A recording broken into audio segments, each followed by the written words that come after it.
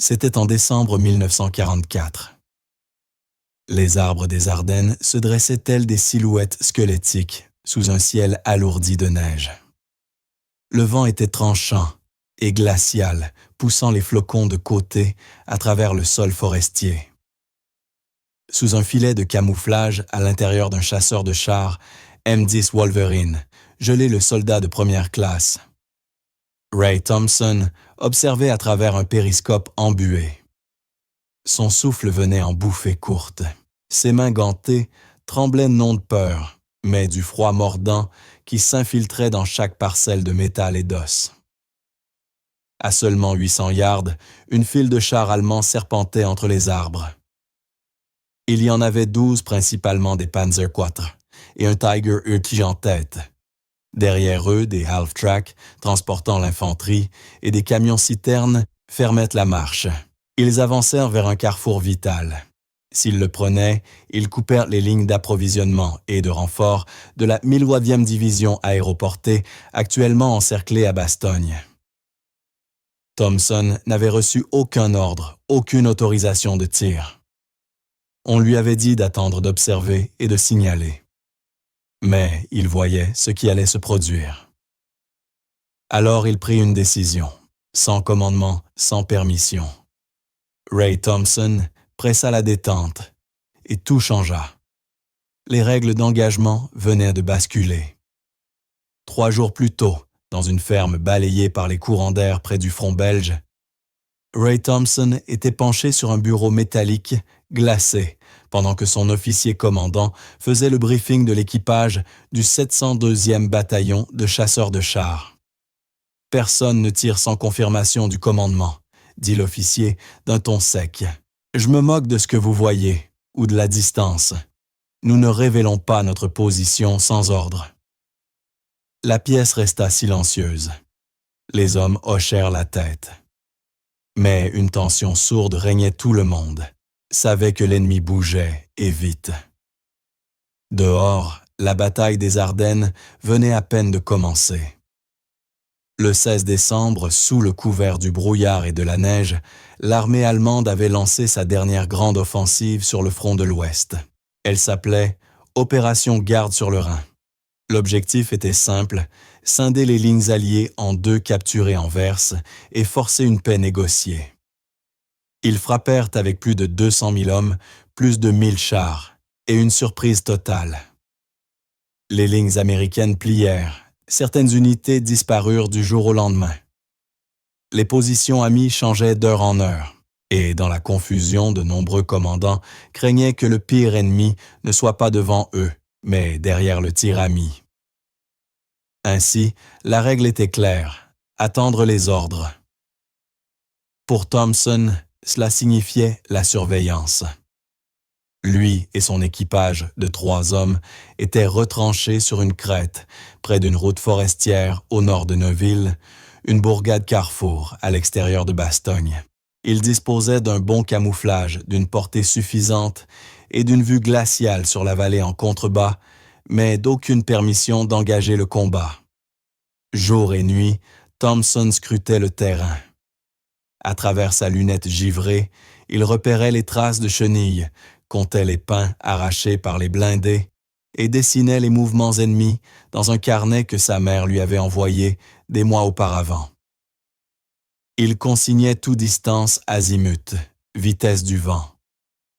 Mais il ne tirait pas. Une fois, il avait suivi un Panzer isolé, rampant près d'un ravin pendant près d'1 heure. Aucun ordre n'était venu.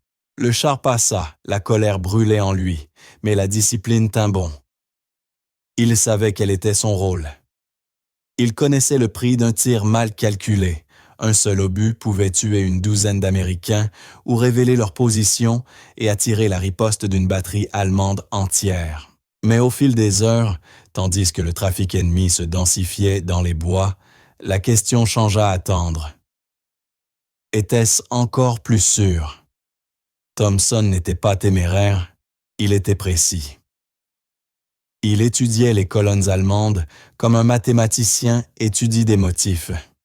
Il savait comment elles se mouvaient comment elles empilaient les véhicules pour le soutien, comment elles dépendaient de formations serrées, et surtout, il savait où frapper si jamais le moment venait. Ce qu'il ignorait encore, c'est que ce serait lui qui prendrait la décision. Qui était Ray Thompson? Raymond Charles Thompson n'était pas né soldat. Il avait grandi dans l'immensité plate et vide de l'ouest du Kansas, où le vent d'hiver pouvait décaper la peinture d'une grange et où la chaleur de l'été faisait craqueler les champs de blé comme du pain trop cuit. Son père Charles tenait un petit atelier de réparation de moteurs en ville. Sa mère Anna enseignait les mathématiques à des élèves de 7e année à l'école locale.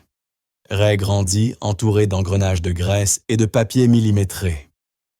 Même enfant, il voyait le monde en angle. Il pouvait estimer la distance d'un silo, à grain à la longueur de son ombre. Tandis que la plupart des enfants jouaient à la fronde, Ray en construisait une avec poulie et contrepoids, cherchant à lancer un caillou le plus loin possible par pure précision.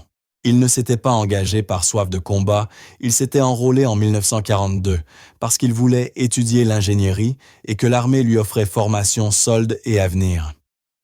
Il obtint la formation. La solde n'était pas fameuse. Quant à l'avenir, il dépendait de sa survie en Europe. Lorsqu'il arriva en Normandie, Thompson avait 22 ans, mais en paraissait 27. Son baptême du feu eut lieu dans les haies, là où l'ennemi pouvait se trouver à 3 mètres sans qu'on le voie avant qu'il ouvre le feu. Il vit son ami Jimmy Delgado brûler vif lorsqu'un obus de Panzer frappa leur half-track dans un fossé. Un autre camarade, Frank Murray, fut vaporisé par une mine à Saint-Lô. Thompson cessa alors de croire en la chance aux ordres ou aux distances sûres. Il se mit à croire aux schémas, aux routines. Il étudiait la manière dont les chars se déplaçaient, où ils s'arrêtaient combien de temps un tourello mettait à tourner. Il commença à porter sur lui un petit carnet à spirale dans sa veste. Chaque véhicule allemand qu'il croisait, il le dessinait, notant les points faibles, les angles morts. Il parlait peu. Les autres soldats l'appelaient « l'horloge silencieuse », parce que lorsqu'il ouvrait la bouche, c'était bref, précis, et toujours mesuré à la seconde près. Mais en matière de tir, il était redoutable. Pas spectaculaire, pas rapide, simplement exact, prévisible, dans le meilleur sens du terme. Aux yeux de l'armée, c'était un bon tireur, discipliné, intelligent, calme sous le feu. Ce qu'il ne voyait pas, ce que même ses compagnons d'équipage ne percevaient pas totalement, c'est que Ray Thompson était aussi un penseur, un tacticien, non pas un simple tireur d'élite, mais un homme capable de lire un champ de bataille comme un échiquier. Et 3 jours plus tard, ce soldat tranquille, obsédé par les angles, allait réécrire les règles d'engagement en une seule salve. Car parfois la guerre ne récompense pas ceux qui obéissent, mais ceux qui savent quand désobéir. Le 19 décembre 1944, au matin, le brouillard était épais et bas sur les Ardennes. Il s'accrochait aux branches comme de la fumée.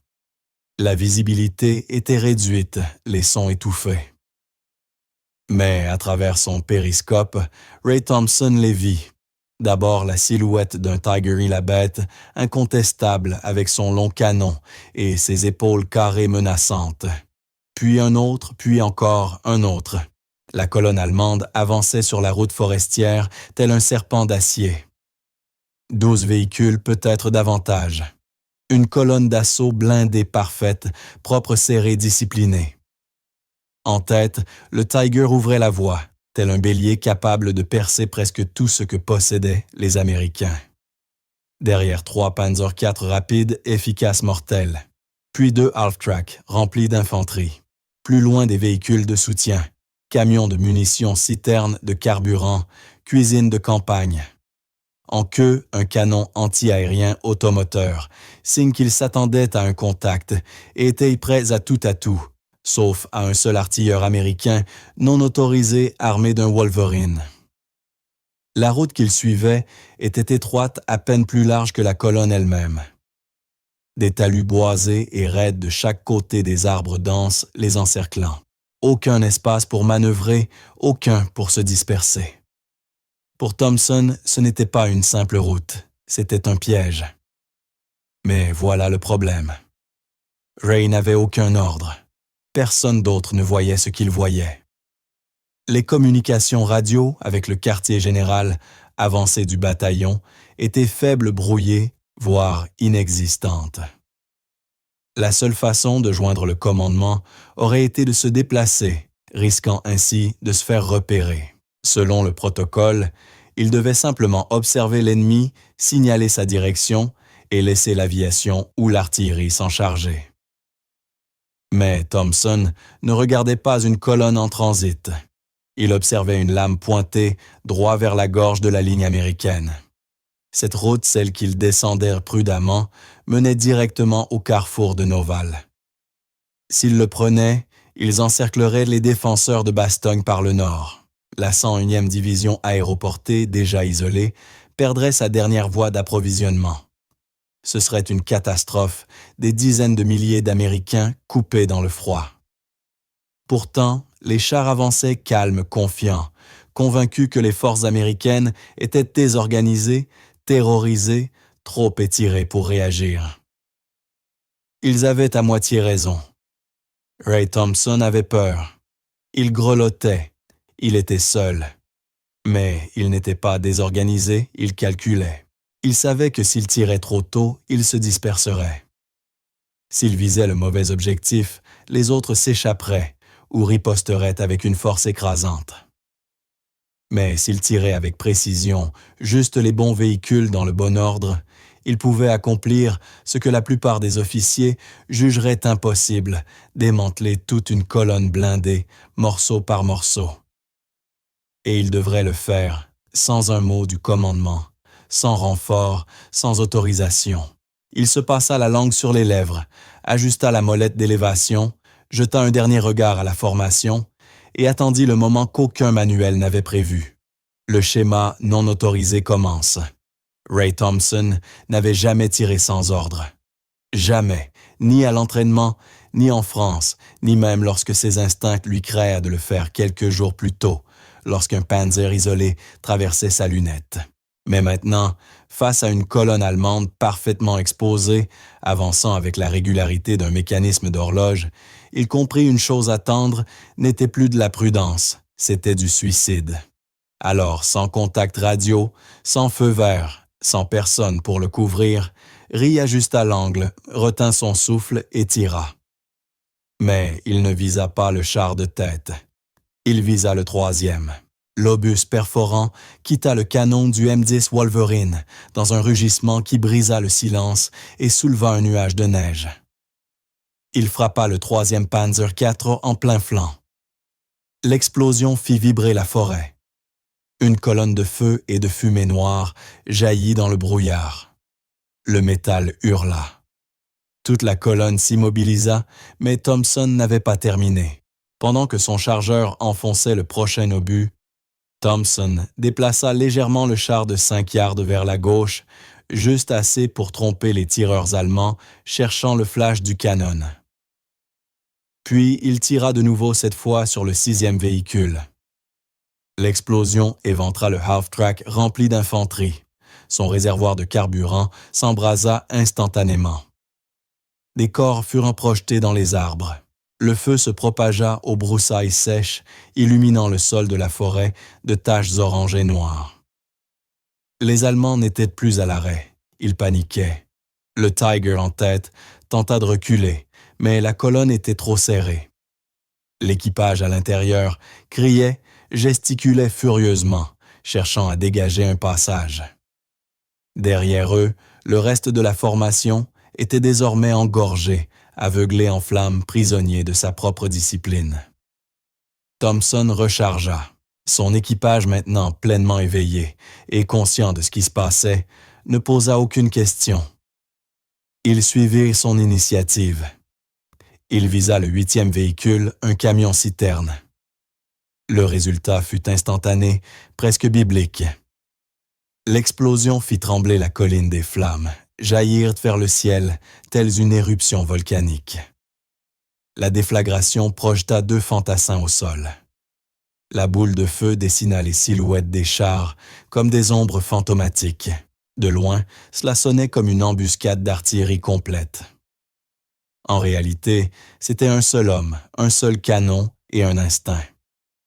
Mais l'ordre de ces tirs n'était pas aléatoire. Thompson avait passé des mois à étudier la doctrine allemande. Il connaissait leur dépendance aux formations serrées, la logique de leur disposition carburant et soutien à l'arrière blindé, à l'avant-infanterie au centre. En détruisant le 3e véhicule, il avait créé un obstacle physique.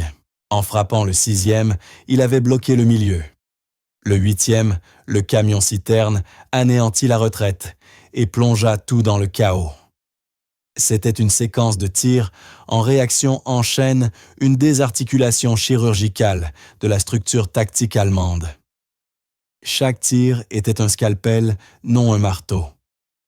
Les Allemands, désormais désorientés et coupés du reste, ouvrirent le feu au hasard dans la forêt. Leurs mitrailleurs criblèrent de balles les congères et les troncs vides. Les fantassins se réfugiaient derrière les carcasses en flammes, incapables de déterminer d'où provenaient les tirs. Pour eux, c'était un piège, une embuscade, orchestrée par une batterie entière de chasseurs de chars américains. Mais il n'y avait ni embuscade, ni batterie. Seulement Ray Thompson et un équipage qui avait cessé de poser des questions. Alors que l'ennemi s'agitait, Thompson se déplaça encore, utilisant le terrain forestier comme un sniper. Il savait exploiter les angles, savait jusqu'où son canon pouvait atteindre sans trop se dévoiler. Chaque nouvelle position était choisie pour la couverture, l'élévation et la confusion maximale. Il ne tirait pas seulement, il démontait méthodiquement la colonne et chaque détonation arrachait une page du manuel tactique allemand. Destruction dans les bois. Les Ardennes étaient silencieuses quelques instants avant le premier obus. À présent, elles hurlaient. Les arbres craquaient, s'effondraient sous les ondes de choc.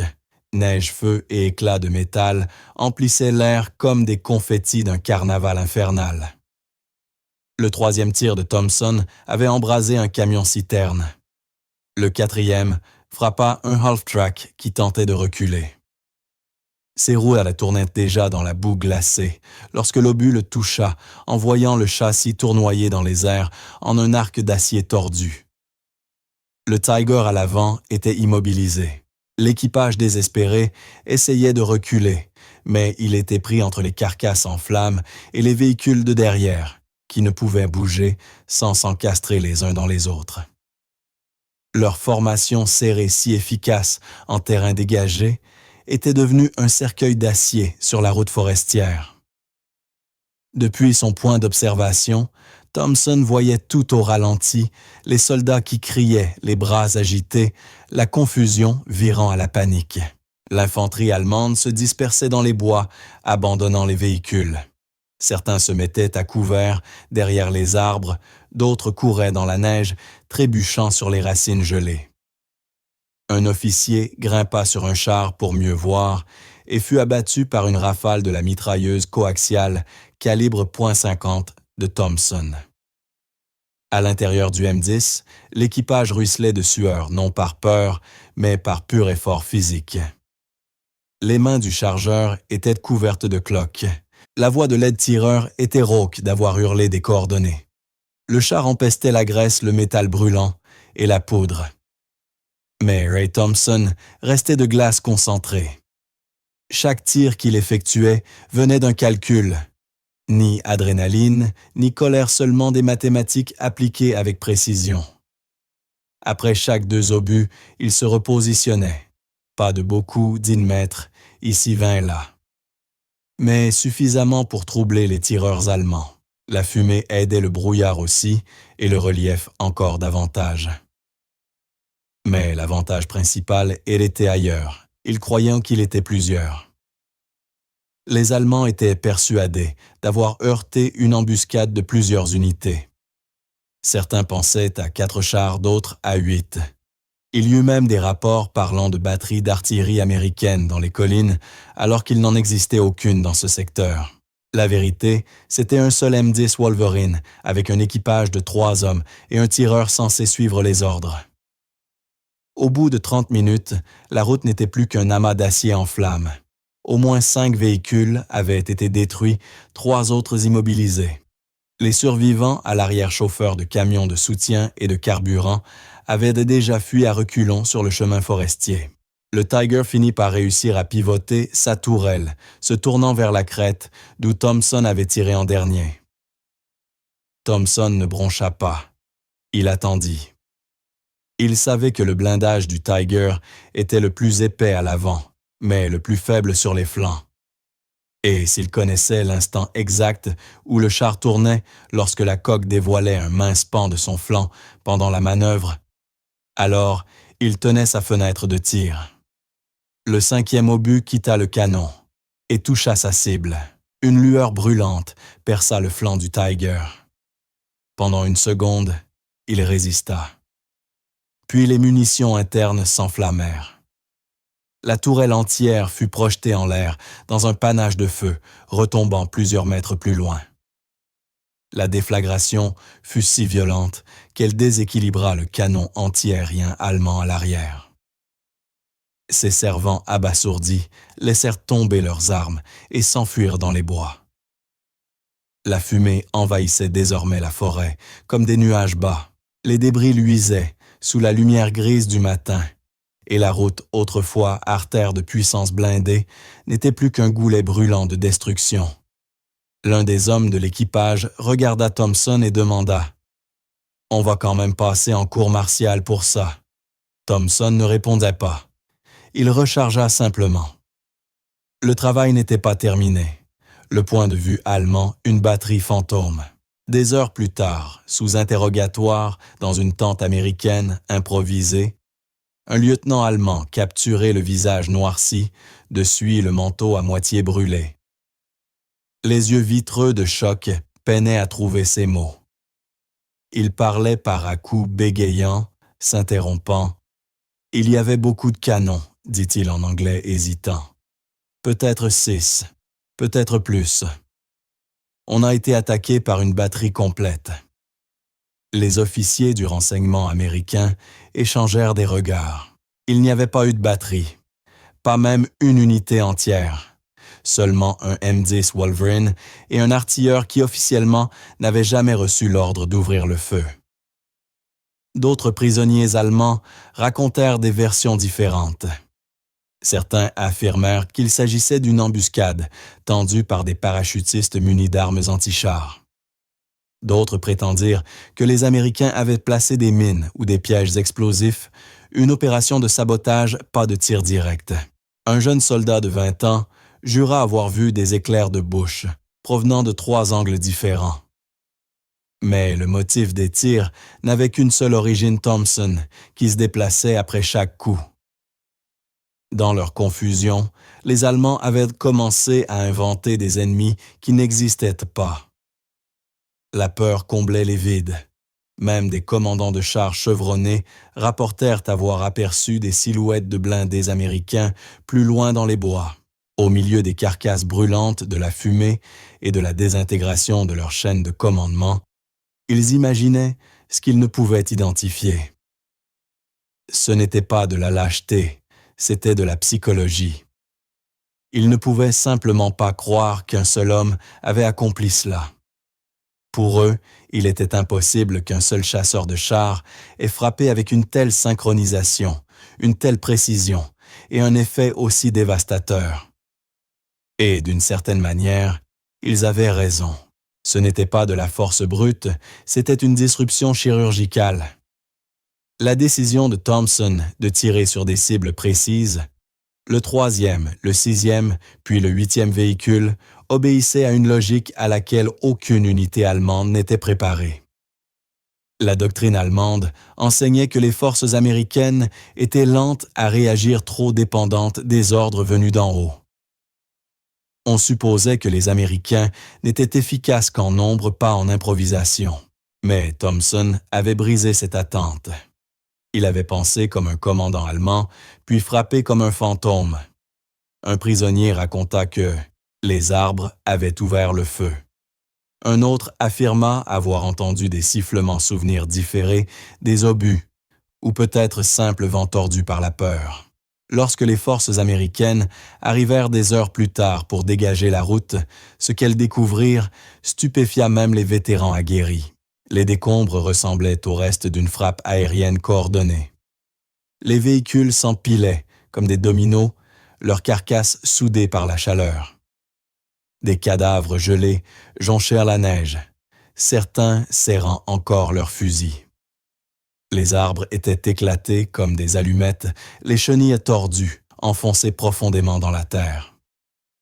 Mais surtout ce qui manquait et rendait la scène si étrange, c'était l'absence de morts américains.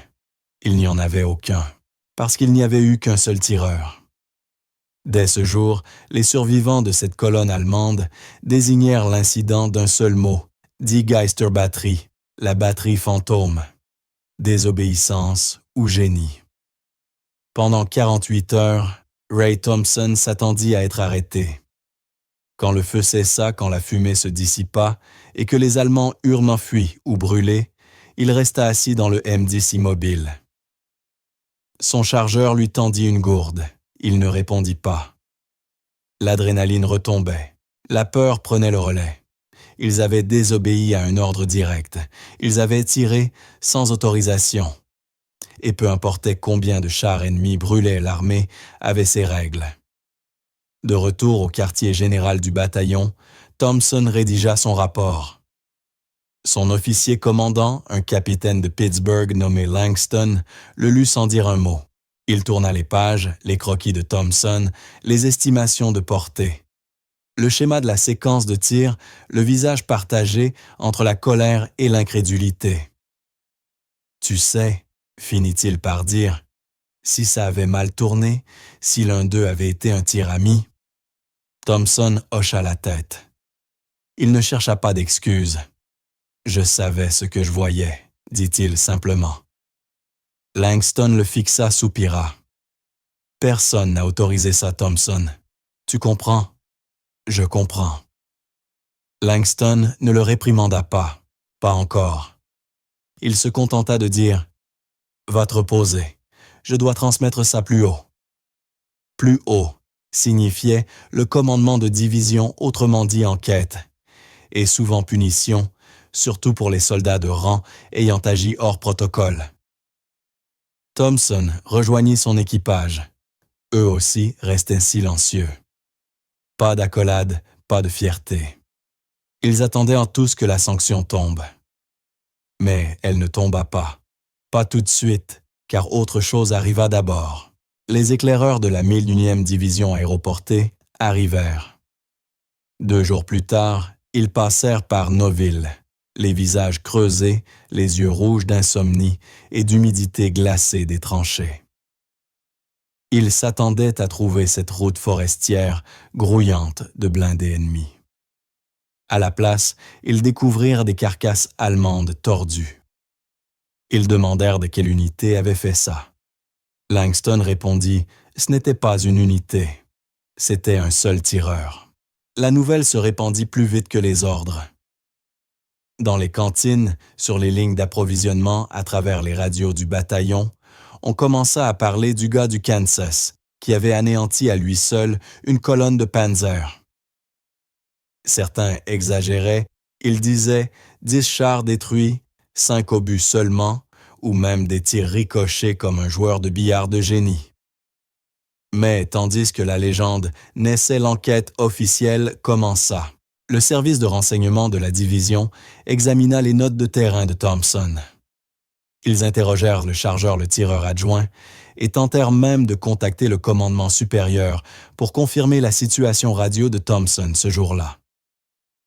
Ils ne purent prouver la désobéissance car il n'existait aucun enregistrement clair d'ordre reçu. Les lignes avaient été brouillées. L'équipage de Thompson avait essayé de signaler, mais rien n'était revenu. Ce qu'ils purent confirmer en revanche fut le bilan 7 véhicules, complètement détruits, 4 autres neutralisés, 0 perte américaine. Un objectif stratégique, la route nord de Neuville tenue. Une unité aéroportée isolée et assiégée, reconnectée à ses lignes de ravitaillement. Et une seule décision, prise en silence, sans autorisation, avait gardé ce corridor ouvert. Langston fut convoqué pour relayer la conclusion finale. Il s'attendait à un blâme. Ce qui arriva fut tout autre. Le commandant de division déclara « Ne mettez pas ça dans le rapport officiel. Pas encore. Mais dites à votre tireur que nous suivrons son travail de près. » Thompson ne reçut aucune médaille. Pas alors. Mais il ne passa pas non plus en cour martiale. Au contraire, on lui confia discrètement la formation d'autres tireurs pour leur enseigner la théorie des schémas de tir, comment désactiver un convoi par la séquence plutôt que par la force brute. Personne ne prononça le mot « héros », personne ne le salua. Mais on lui demanda de schématiser son processus décisionnel, et ses croquis furent envoyés à Fort Sill, dans l'Oklahoma, à l'école d'artillerie de l'armée américaine. C'est alors qu'il comprit, on ne lui avait pas seulement pardonné, on l'étudiait. Quelques semaines plus tard, un soir Langston l'approcha, tandis que Thompson nettoyait la culasse d'un fusil sans recul. « Tu sais, dit Langston, j'étais prêt à te dénoncer pour insubordination. » Thompson leva les yeux. Langston haussa les épaules. « Mais ensuite, j'ai lu cette phrase dans ton carnet, celle sur l'effondrement contrôlé. Qu'est-ce que tu voulais dire par là? » Thompson essuya ses mains. « Quand tu retires une seule pierre d'un mur, dit-il, le reste s'écroule si tu sais laquelle retirer. » Langston sourit. « Eh bien, la prochaine fois que tu décides d'abattre un mur, préviens-moi avant. » Thompson ne sourit pas. Il hocha simplement la tête. Pour lui, ce n'était pas une victoire. C'était une solution, un calcul, une nécessité. Et au fond, il savait que les choses auraient dû pu tourner autrement. Il avait fait la paix avec cela. Mais la guerre ne punit pas toujours la désobéissance. Parfois, elle en tire des leçons. Le schéma qui changea la doctrine. Ray Thompson ne chercha jamais à être reconnu. Il ne tint pas de journaux, ne posa pour aucune photo. Après la guerre, il rentra au Kansas, épousa une jeune femme nommée Helen, originaire de la ville voisine, et ouvrit un petit atelier de réparation près de Dodge City. Il réparait des tracteurs, construisait des silos à grains, enseignait la géométrie à son fils, en traçant des angles dans la terre avec un bâton. Il ne se proclama jamais héros, mais d'autres le firent pour lui. Car des années après la bataille des Ardennes, l'armée commença discrètement à enseigner ce qu'elle appela la séquence d'engagement asymétrique. Un terme pompeux pour une idée d'une simplicité trompeuse ne vise pas l'avant-vise, l'effondrement. L'étude de cas utilisait une seule action près de Neuville en Belgique. On y montrait des cartes aériennes granuleuses d'une route forestière. Les motifs des débris, les positions des véhicules, les trajectoires de tir. Aucun nom n'était cité. Le dossier était déclassifié, mais enfoui dans les manuels de doctrine d'artillerie que peu d'officiers lisaient. Pourtant, les élèves de Fort Sill et plus tard de Fort Benning l'étudiaient parce que cela fonctionnait, parce que cela sauvait des vies, parce que cela redéfinissait ce qu'un seul tireur pouvait accomplir. Non par la puissance de feu, mais par la géométrie, par la logique, par la volonté d'agir quand les ordres se taisent. Des années plus tard, un colonel qui avait étudié l'engagement de Thompson lorsqu'il était jeune lieutenant le résuma ainsi. « Il n'a pas enfreint les ordres. Il a agi au-delà d'eux. » C'était le paradoxe ultime. Un homme ayant désobéi à la chaîne de commandement devint le modèle de la pensée flexible sur le champ de bataille. Sa technique officieuse de séquence de tir fut ensuite intégrée à la doctrine de la guerre froide, notamment dans la formation des unités anti-chars destinées à neutraliser les colonnes soviétiques en Europe de l'Est. Le concept créait des points d'étranglement artificiels par des tirs sélectifs, puis exploiter la discipline de formation de l'ennemi contre lui. C'était révolutionnaire.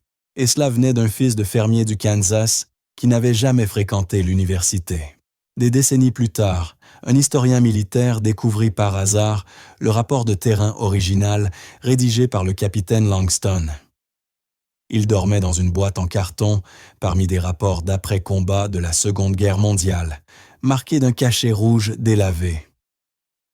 L'historien retrouva Thompson désormais octogénaire, calme, légèrement sourd, vivant modestement avec sa femme et un chat nommé Murphy.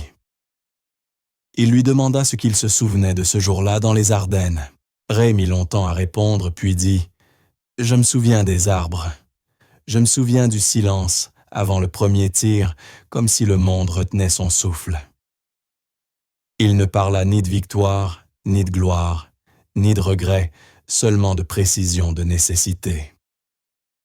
Lorsqu'on lui demanda pourquoi il n'avait pas attendu les ordres, il répondit « Parce qu'au moment où la radio aurait fonctionné, il aurait été trop tard. » Il marqua une pause, puis ajouta « Je n'ai pas enfreint les règles. Je les ai simplement dépassées, juste assez longtemps pour faire ce qu'il fallait faire. » Cette réponse ne figura jamais dans les livres d'histoire officiels. Mais elle resta gravée dans la mémoire de l'historien. Et peut-être maintenant dans la vôtre. Ray Thompson n'a pas gagné la guerre, mais il a sauvé une route. Il a sauvé une colonne de parachutistes. Il a sauvé un instant. Et en temps de guerre, parfois, cela suffit. Il rappela à l'armée que le courage n'est pas toujours bruyant. Parfois il murmure, parfois il calcule, et parfois il appuie sur la détente, non par défi, mais par devoir plus profond. Un seul tireur, une seule décision, un seul schéma, et une colonne allemande entière mise à genoux.